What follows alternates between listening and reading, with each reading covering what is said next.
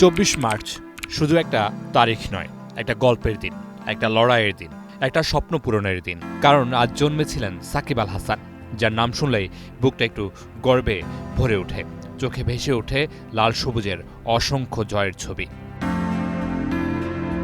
মাগুরার সেই ছোট্ট শহর থেকে উঠে আসা ফয়সাল পুরো বিশ্বের ক্রিকেটকে নিজের নাম মুখস্থ করিয়েছেন। ব্যাট হাতে ঝড় তুলেছেন, বল হাতে ভেঙেছেন প্রতিপক্ষের স্বপ্ন, আর প্রতিবারই শিখিয়েছেন হার মানা মানে শেষ নয়।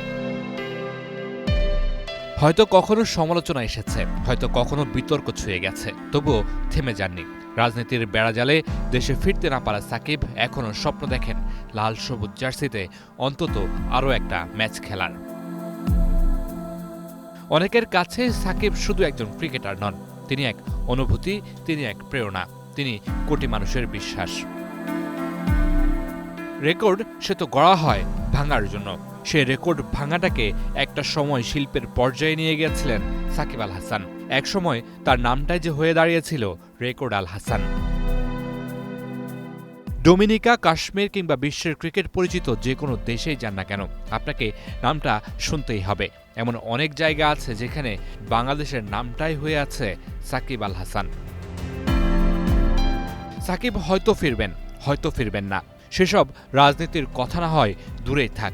একজন ক্রিকেটার সাকিব আল হাসান তো ধন্যবাদ পেতেই পারেন। শৈশবটা রাঙানোর জন্য, বারবার আনন্দের উপলক্ষ এনে দেওয়ার জন্য, বারবার বিশ্বমঞ্চে বাংলাদেশের কথা জানান দেওয়ার জন্য। শুভ জন্মদিন সাকিব, আপনি থাকলে বাংলাদেশ বিশ্বাস করে অসম্ভব সম্ভব। Mamunur Rashid, star news.